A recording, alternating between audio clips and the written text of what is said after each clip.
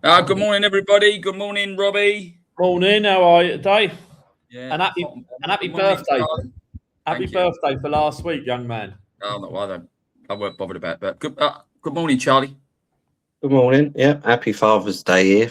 So, Oh Yeah, Father's Day. Charlie, yeah. I was going to say, Father's I'll Day come back then. to you because Charlie's been away in Lorette de Mar, and I will come back to the atmosphere because I don't think this World Cup has caught light with the fans. There's a lot gone on with corruption in Spain at the moment, and I think the Spanish, their minds are not really on the football.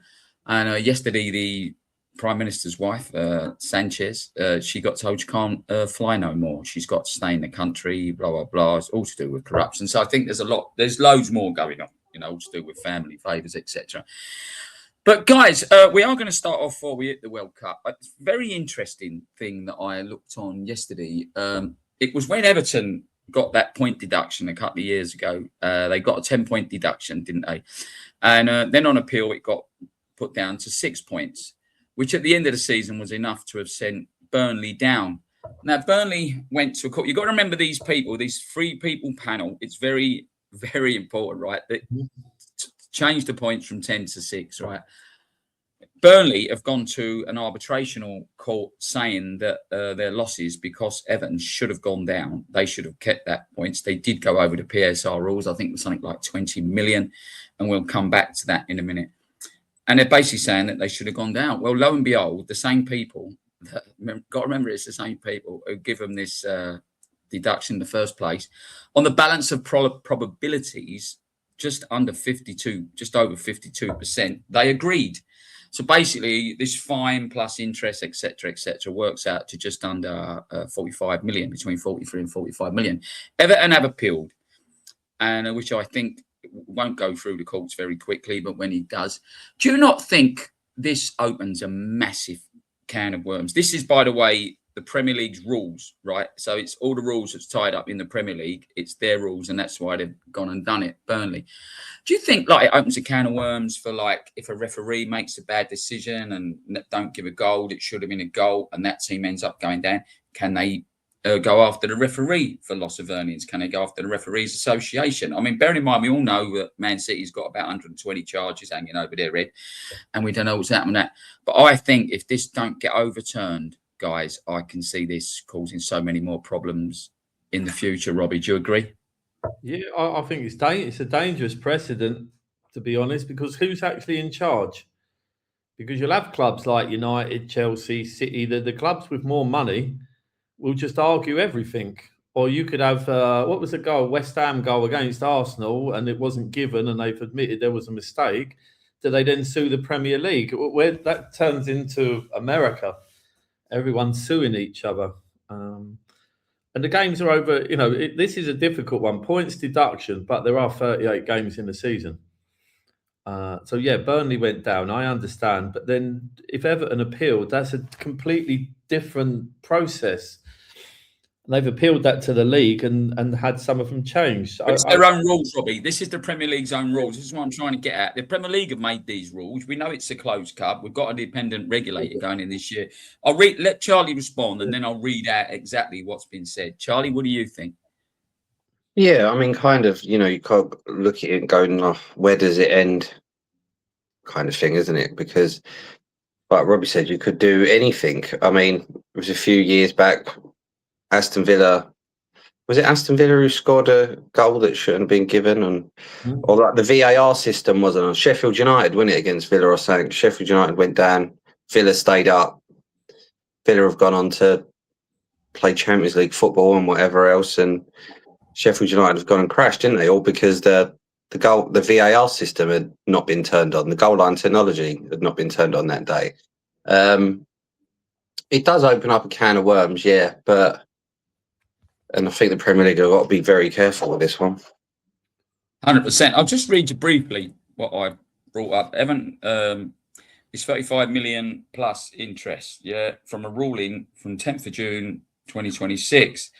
Why they had to pay PSR breach in 21-22. Everton were found guilty of breaching the Premier League's profitability, sustainability rules, overspending by 20 million over a 3-year period.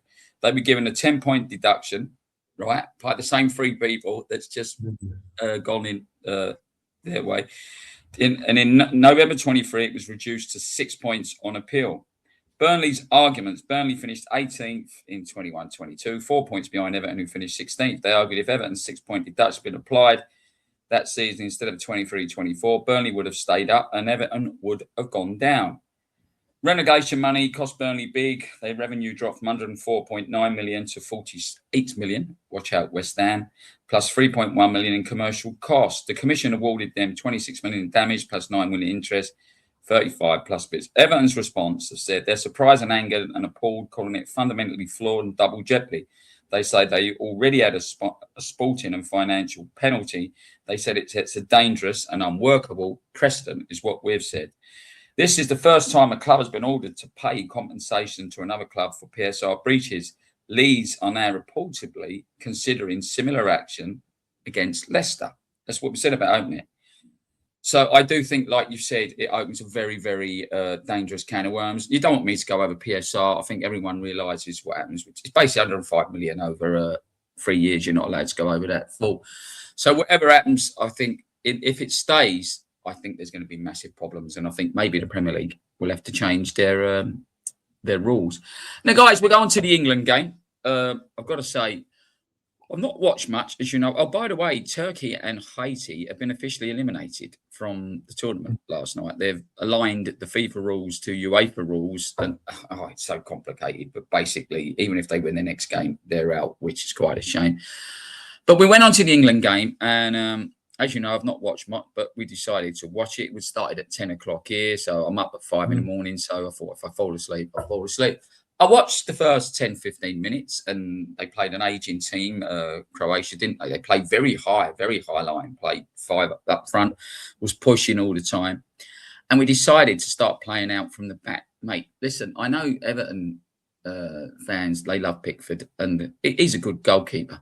But, mate, is Pickford a goalkeeper that you would pick to play tippy-tappy football around the back with? How we didn't concede early, I don't know. Robbie? No, I wouldn't pick him, but we don't have a lot of choice with keepers at the moment. But I thought probably the best England performance in a World Cup I've seen for a long, long time. I was happy that when we went 1-0 up, okay, Croatia scored a couple of good goals as well. I was happy they didn't sit back. But the first half was kind of odd. They weren't great, but whatever he said at halftime worked because they came out on fire. And we had a bet. Me and my boy had a bet. He predicted 3-2, and I said, we're going to have to cash out. And Jamie messaged me, said, take the cash out. There's more goals in this, and there could have been another 4 or 5 goals. So I was pleased. I thought we played well. The defence wasn't good. England are going to have to score a lot of goals to go far. But I really did enjoy the game, to be honest. And I thought the best we've played for a long, long time. Yeah, I agree. Charlie, you was out in Spain. First of all, was there a good atmosphere where you was? Or did you find, like I've said, I just feel like it's not taken off, like, around the streets. I think in the UK, you had a lot of problem with people putting up these flags earlier on in the year and councils taking them down because of whatever word. I'm not going to use the word that people accuse people of putting flags up. And I think some people have not bought into it. I remember a couple of years ago when the World Cup was on, and do you remember them things you could buy that fitted on your window, and you put your window up and the flags was out? There's none of that this year. There's no, I mean, they're madly patriotic, Spain. Like a lot of houses have flags, and it's just not taken off. Did you find that out there, Charlie? The atmosphere weren't brilliant? Yeah, I mean, I was out there for Spain, Cape Verde, and it was quite odd that it didn't really get like a big Spanish crowd or nothing. The bars weren't packed or anything like that. You didn't really see a lot of Spain shirts. I mean, with the England game, I mean, I'd like, it's one of those places in Spain that are not exactly dominated by the English. So although you did get an English contingent, it weren't like massive. But it was decent enough. In terms of the game, I mean, going into the World Cup, the defence was what worried me the most because on paper it didn't look strong. And then you're watching it against Croatia and they're trying to play out from the back and keep giving the ball away stupidly. There was a lot of gaps in the defence and it was like, oh, this isn't good here. Definite improvement in the second half. Like Robbie said, whatever he said to him was like, yeah, definitely sorted it out. But you know, as we progress later in the tournament, you come up against a side that has a better attack than Croatia. You definitely worry. Yeah, I agree. I mean, I got it a bit different for you, Robbie. Obviously, I was getting tired, and I watched the first half. If I'm honest, I fell asleep just after Bellingham's goal. But I thought it was like literally, it's just a game of two halves, by the way, guys. I actually thought that in the first half, it was 50-50. You know, Croatia didn't have a lot. You know, they scored a wonderful goal. I mean, they said Pickford should have saved it. I don't think so. I thought the second goal was really, really well worked. But I thought the defence was appalling. And I think when, I think it was Rice and O'Reilly, they both turned their back when he hit that shot. Did you notice? You know, they just both turned and didn't face the ball. I mean, but I think as well, because of the aging side, I think they put a lot of effort into the first half, Croatia. And I think they tired. They took off Luka Modric. We all know what a fantastic player. He's probably one of the best players that the world has ever seen. I think he just links play. He finds space. He's, you know, a wonderful, wonderful player. But Father Time had just caught up with him. And I think Father Time caught up with the Croatia players, because when I watched reruns, the highlights, you are right. I think we should have been 3 or 4 up. I mean, when someone plays a very, very high press, like they did, they was pushing 4, 5, 6 players up, then really you need someone at the front, you know, just in front of the back, the front two, the front one, whatever you want to call it. You need to sit in the middle of the midfield, near the centre circle, as the bottom of the diamond. But then you need your wide players to go, because to beat the high press, you've got to play the ball very, very quickly. And I just thought that really Maduki and Gordon, they didn't have the greatest of games. Am I being a bit unfair, Charlie, to the wingers? I just didn't think we got the ball out quick enough. No, I mean, when you saw Gordon and Madueke, you kind of was like, not sure about that. I mean, Madueke, like, he would run at the defender, he would then cut back and then just pass to Reece James. In the end, you knew what he was going to do every single time. And with Gordon, I just felt like he really struggled to get in the game. Really, really struggled. Better once kind of Rashford come on and Saka but yeah, I'll be surprised if they start again the next game, just because I didn't feel they had enough of an impact on it. I agree. Do you think Gordon looked a 70 million player in that game? I had messages sent to me from mates saying, how did Barcelona pay 70 million for him? I don't know if it's nerves or you know, it's a big game. The first game is obviously all games are important, but that first one is massive. And I do wonder, do you think maybe he was trying to babysit a bit like Saka? Is he carrying an injury or something? Did he just want to get through that first game, hopefully win against Ghana, and then rest loads of players against Panama? I think he's trying to manage a tournament with it. I agree, but I still think we missed a commanding centre half. Like, you know, think who you want. Like, I think we did miss someone. I mean, when I keep mentioning Maguire's name, people go to me, you don't know what you're talking about. You know what I mean? Say you watch football, but I just think we missed someone that said, hold on a minute, you know, we're playing wrongly here. You know, we're going to get caught in a minute. Let's play a bit more sensible. You know, we spoke about this last week when with Jack Charlton in the World Cup. You know, when there are times you put it into Rose Ed. You know, I mean, Pickford's punching. I mean, it looks like he's got sponge gloves on, doesn't it? Like, they don't go anywhere. And why goalkeepers don't catch a ball? I watched the Sweden-Holland game. It's a good game. I thought they played quite well. But the goalkeeper, you know, he should have caught it. You know, one of them balls he should have caught. And I just don't get it with keepers. If you can catch it, catch it. And if you're going to punch it, don't punch it straight back out in the middle of the goal. Punch it to the left, punch it to the right. Like you told kids years ago, if you're going to save it, then push it away from the goal. Don't push it if you're going to, you know, not catch it in front of the goal. Again, am I being too hard on Pickford, Charlie? No, I mean, we was all screaming at him to catch the ball at one point. He just kept punching it and punching it. It was like, for the love of God, just please catch it. And I think it took about the 94th minute before he actually went and caught something. Yeah, it's a worry because, again, and I think with the cold catching thing, I think that was something once we started to see more foreign goalkeepers in the Premier League. Because I feel like keepers were taught to caught the ball a lot more. And once the progression of the foreign goalkeeper started coming in more and more, you just noticed that everyone just started to punch everything. And when you, like you say, when you got to punch it, you've got to make sure you clear it. And they're not doing that. They're just punching it back out into a dangerous area. I mean, it's like when you see goalkeepers, there's so many goalkeepers who make saves. They don't push it away from goal. They're almost pushing it back into play. And you're like, push it away from the goal. Even if it goes out for a corner, it goes out for a corner. Don't push it back where it comes from. Bend your hands in a bit. Yeah. Save it, but if the ball goes out, it goes out for a corner. You're not in front of them, ain't you? No. They're basic errors. Robbie, do you agree? Yeah, I do. I think. I mean, I've been moaning about Sanchez all year at Chelsea for about 3 years. There aren't many. I mean, we talk back, and I know we dream and all that, but you look at keepers like Schmeichel and Cech and people Courtois, who are world class, and when we did Buffon and that. But when you look around the goalkeepers, there aren't many good. Pickford's a good shot stopper.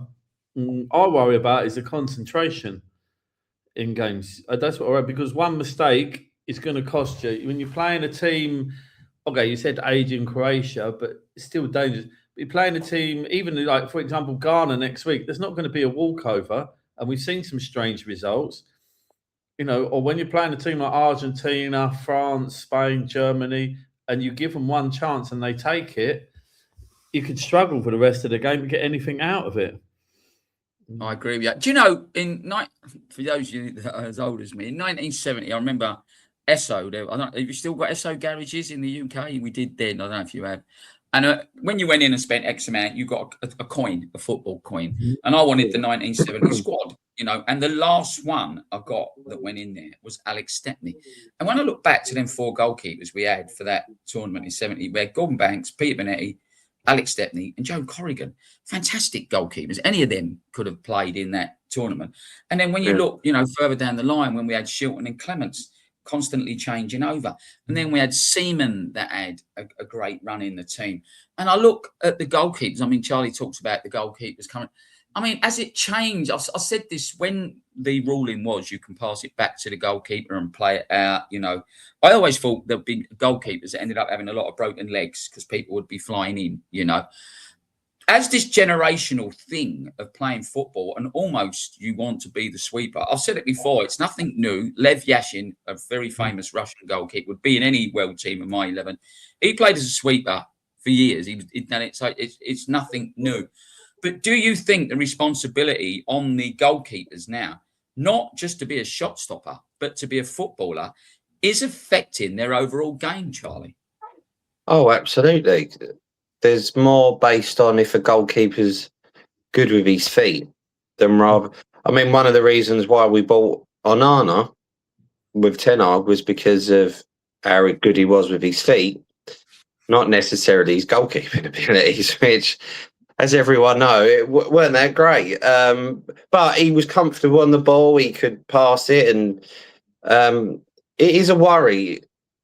But then, it does seem to be like a nation problem more than anything. Like you look at goalkeepers now, and I know it sounds weird, but some goalkeepers, you think every goalkeeper should be a world-class shot stopper. But then there's some goalkeepers you go, they're quite average at that. Like the way they save the ball is really odd and it's so bizarre. And I do think there's kind of a lack of real top quality goalkeepers there used to be. And I do think a major part of that is because we're expecting them to be footballers now, not just goalkeepers. I agree. Robbie, do you think, like I've always said, it would take a generation for it to change that? You can't just take a young kid and we was always taught when we come out, lift your knee up, when you caught the ball, not that they catch it anymore, and protect yourself. And when you shot at that keeper and you brought that knee up, that forward knew you were coming, didn't he? But when I look at it now, and there's so many goals, I'm trying to think, I'm sure it was France, Croatia. I don't know if it was in a semi or a final. But the French goalkeeper got caught very early against Croatia, didn't he? And they scored. Is it wrong to try and change, say, someone like Pickford? Like, if you're a defender, what do you want them to do? You want them to defend. If you're an attacker, you want them to score. Midfielder, we know what midfield do. So when you're a goalkeeper, predominantly you want them to be a shot stopper. didn't you, first? Is it wrong to try and change someone like Pickford, Robbie, and expect him to be very comfortable on the ball? No, but I think some of this should come down to using the player's natural abilities. Good shot stopper. Why does he have to pass it out all the time? Why can't he? Do you remember Schmeichel years ago throwing it to the halfway line and creating an attack? Because he's got the vision to see a player. Why all this? He gets the ball after it and then he rolls it 3 yards to the next guy who then farts about with it. And there could be someone like Saka, for example, could be free. He's just got 3 of his marker. And I'm not saying hoof it up like Wimbledon style, but there could be more variety. I just think they're coached in a way that says you get the ball and you give it left or right to the defender instead of actually thinking. And I think the mistakes come a lot of the time because of the concentration, because they just expect them to get the ball and then they make a mistake and it's a goal. I agree. They said that, when Aaron Ramsdale went to Arsenal, he was supposed to be the new big thing, weren't he? But he admitted it himself. He said, I just don't have the concentration levels. Obviously, if you're in a team that's not under attack all the time, you're probably not, in the game a lot. You've got to try and concentrate. But guys, while we're talking about goalkeepers, I'm glad he's got a nickname, this goalkeeper. What a performance from the Cape Verde 40-year-old goalkeeper, Bozina, to keep them in the game against Spain. Mate, that's got to be, for me, he got player of the match, by the way, in that game. It's got to be one of the biggest talking points of this World Cup, Robbie. Well, we watched that. That was a coupon buster for most people, weren't it? I think Spain are about 100 to 1 on. He had the game of his life. And that really is when we talk about the magic of the cup kind of thing, that really is the magic of it. That guy's going to remember that forever. That whole team, expected to get smashed silly against the reigning European champions. And I know Spain didn't look good. When the kid from Barcelona came on, they looked good. But I think for that, and I've read this morning, because I didn't watch it at 3 o'clock in the morning, the goalkeeper for last night, Curaçao, I think he's equaled the record for the most shots stopped in a game. But then that's exactly what we're saying. We want the goalkeeper to stop people from scoring, and that's exactly what he's done. So without frills, it's brilliant. I think good luck to them. I hadn't heard of him, and I didn't even know. I think there's about 500,000 people who live in Cape Verde. I think it's on the west coast of Africa, isn't it? It's not far from nearest place, I think, Senegal. But he did before the World Cup, he sort of broke down in and someone videoed it and put it on that his mum couldn't get a visa.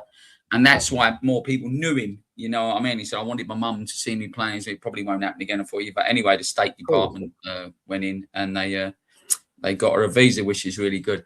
Do you think it's a fantastic story, Charlie? Oh, absolutely. I think we were slightly worried coming into this tournament that these smaller nations were going to get absolutely pumped, and especially when Germany hit 7 past Curacao, we was like, oh, here we go, Spain's probably going to hit 10. But no, it's brilliant, and it's kind of one of the stories of the World Cup, which is exactly what you want. I mean, there's been a few shock results already in terms of draws and that, but that's right up there, 100%. Like, no one expected that whatsoever. And it is brilliant, and everyone will know his name because of it. It will go down in history. You know, people will be talking about it in 20, 30 years' time still. So, yeah, excellent. And, hopefully a few more shock results. Yeah, I agree. I mean, the one of the Portuguese players, his name is Domina. He's done a post basically saying Ronaldo needs to be benched. He's had his day, like blah, blah, blah. And then Ronaldo's gone on and wrote about Bruno Fernandes, blah, blah, blah, blah. And there's rumours of the Portuguese team imploding and lots of infighting, Charlie. It's normally the French who do that, isn't it? The problem is we had this at the last World Cup. Yeah. And if you remember, Ronaldo got benched. And then they brought in that Goncalo Ramos. And then Portugal beat Switzerland like 5-1. Goncalo Ramos scored a hat-trick. And then in the end, Portugal ended up getting beat by Morocco, didn't they? But this was a thing then as well, like with Ronaldo, in terms of, and even in the Euros, when he weren't really scoring and playing well, he's like, is he too old now? Bring him on as an impact player from the bench. I do understand it because the guy isn't what he was. But I think because of his name and the fact that he can still come up and score an important goal is why they play him. But you can still, and I think the problem with Portugal is they are missing another. They ain't got another great striker at the moment. I mean, that Goncalo Ramos from PSG isn't that great, and they've got no one else where they can go. Look, you've had your day. We've got another striker here who's absolutely brilliant. So we're going to start him instead, and we'll use you as an impact player. So I almost feel like they have to play him. But the problem is, anytime he don't score, anytime Portugal don't play well, it's now just going to all be about Ronaldo. I agree. Robbie, I don't want to sound disrespectful to the Saudi leagues, but do you think where he's played his football over the last 2 seasons is sort of affecting him because the quality of opposition is not there? He doesn't have to be as good. He's 40 years of age. We know he's supremely fit, but Zlatan Ibrahimovic has told him to go. Do you think the level of football and the style, what's being played in Saudi, has probably affected his game, Robbie? It has to. You've got to, when you're playing against the best players every week in Europe and in your league, it's levels above. I don't want to be disrespectful. I don't watch the games there. Maybe some of them are good, but the level of the players, obviously, it's in Europe, the top European leagues, the Champions League, and I think that has to make a difference when you're playing against, I don't know, defenders or we talk about great goalkeepers. And then you're playing against, you've got 3 or 4 players in a team that have experience, but generally are a lot older. You slow down. And I think that does affect. And, I know Messi scored a hat-trick the other day, but that's talent. Ronaldo still has talent, undoubtedly. I just feel with Portugal, watching it the other day, was they still based the team around him. And there were a lot of other good players in there. And I do think it'd be better either to start and come off or to come off the bench because he's got a wealth of experience. He could get you that last-minute winner from a free kick or something like that. But I wouldn't be building the team around a 40-year-old player. No, I think you've both hit the nail spot on the head with both your comments. And who's come out of this tournament? Most teams now are coming up to their second game. I think England's is the second game on Tuesday. I know that because I've been cancelled. My gig's been cancelled. With bloody England's playing on the time we should be out there singing.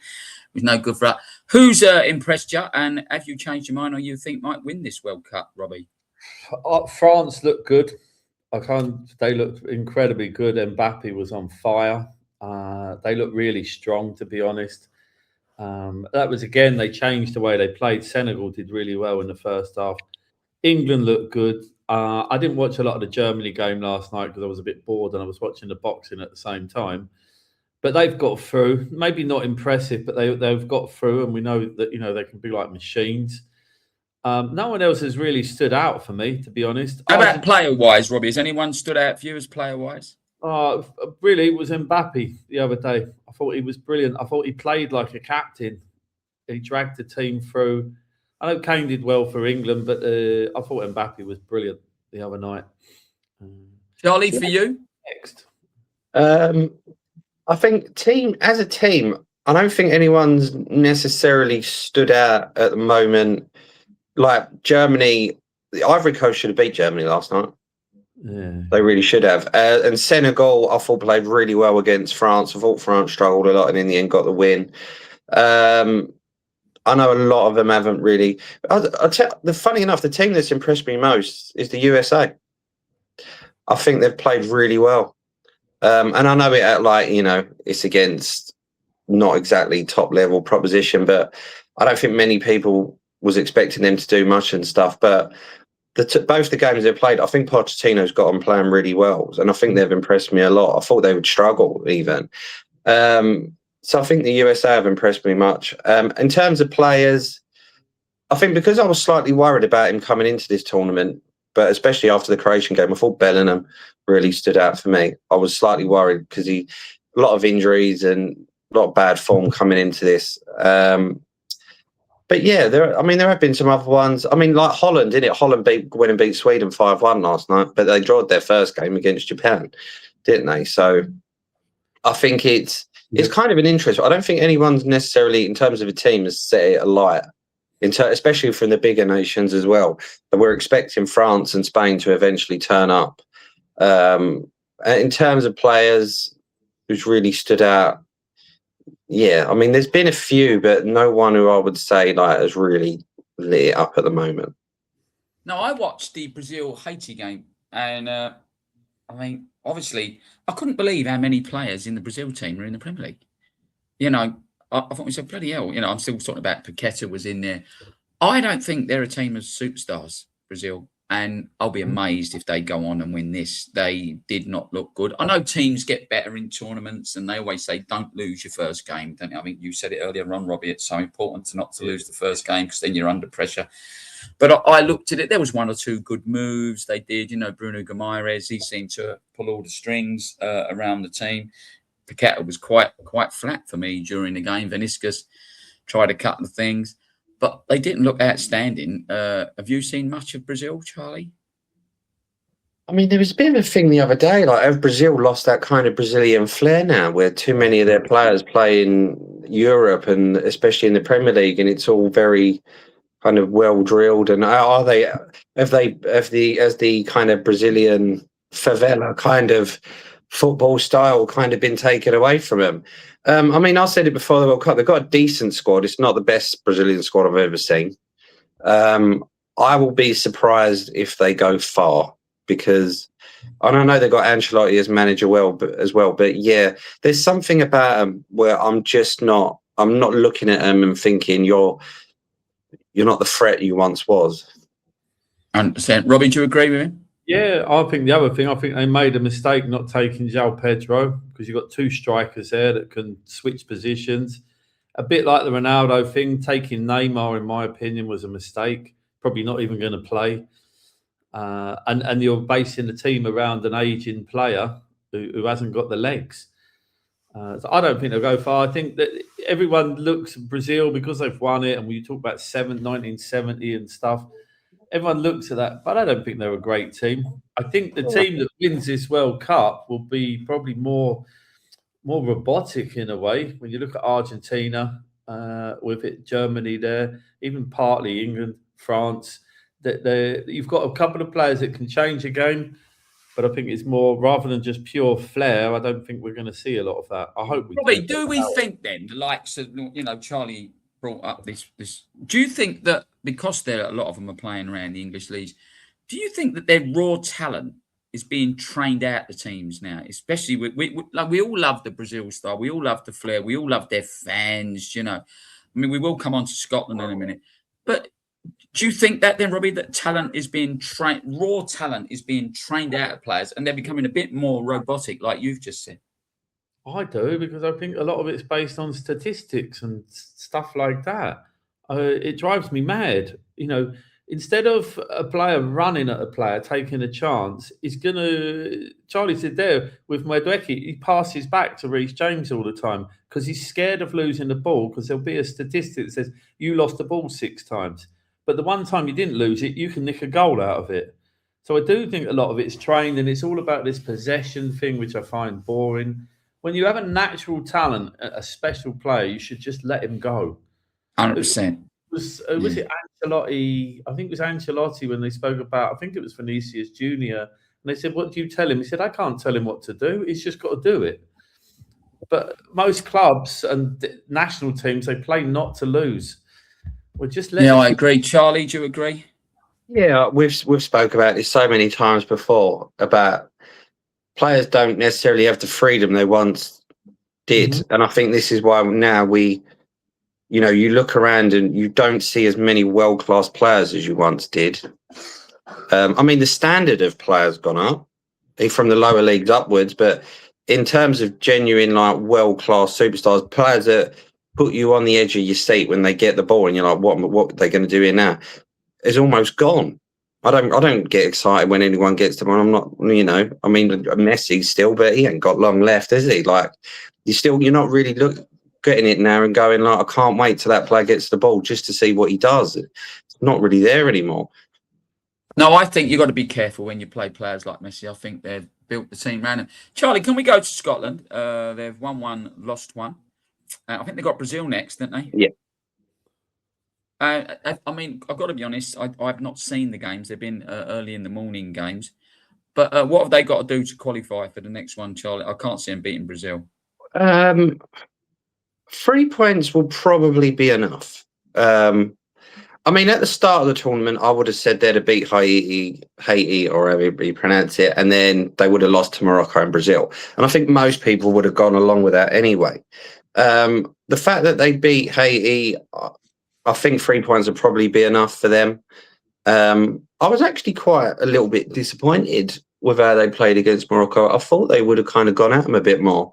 They seemed a bit flat for me. I know they had a couple of penalty decisions where you're like, or maybe on another day, a different ref, it could have been given. But yeah, I think they probably will have just done enough. And yeah, good luck to him if it has. But yeah, I will be very surprised if they get anything against Brazil. But I feel like they just need a bit more belief. I kind of was expecting them to go for Morocco a bit, and they didn't seem to happen.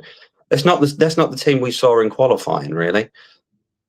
No, I think Morocco are quite a decent team, Charles. What, Robbie? Your thoughts on the Scottish team? I haven't watched any of their games, to be honest. I'm not watching at 3 a.m. They won't get anything against Brazil. I know there's like this magical love thing, but I've got Scottish mates who are desperate and support anyone who's playing against England. So screw them. I hope Brazil smash them. Well, at least you ain't talking about Spurs. Robbie, I've got to tell you, like the Norwegian fans, they've been doing this row, haven't they? And they start shouting out, row, row. Yesterday, they did it in the Norwegian parliament. All the MPs, like, giving it row, row. Yeah, I wish I had a copy of it now, as I'd put it on. It is all about the fans. It is all about the celebration. I'm not going to moan this week. I think I've had my moan. But one moan. A lot of people said about the England fans when they scored over there and they were throwing the beers. $20 for a tin of beer. Come on. Weak. I wouldn't be trying my tin of beer then. I haven't spoken about referees, which I think is a really, really good thing. We've not had really lots of controversy. We've had like some decisions they said should have gone and ain't gone. Literally, to a man, a lot of these stadiums that have got a roof and have got this aircon in there, literally everybody is booing when they have these rehydration breaks. But we know what it's all about, how many adverts there is on American telly. It's not about rehydration. It's so as they can earn more money with adverts through this. Are you a fan of rehydration breaks, Charlie? They did this in Qatar, didn't they? But you kind of did understand it in Qatar a bit, especially when the weather gets too hot. The fact that they're doing it for every game, is it really necessary? I think I can't remember where it was, but I think there was one team. None of the players actually yet had anything to drink. They didn't even bother. We know it's a bit more commercial. We know it's to get more adverts in. It stops the flow of the game. Like they was talking about the other night with Sweden, Holland. Before the hydration break, Holland had 4 shots and Sweden had 1. And then after the hydration break, it was Sweden that ended up having more shots and everything. So, it gave them like kind of a chance to change things up tactically and things like that. It would be annoying if you're on top, wouldn't you? And then you get a hydration break and then it kind of stops your flow, isn't it, really? And then all of a sudden, the other team are now on top.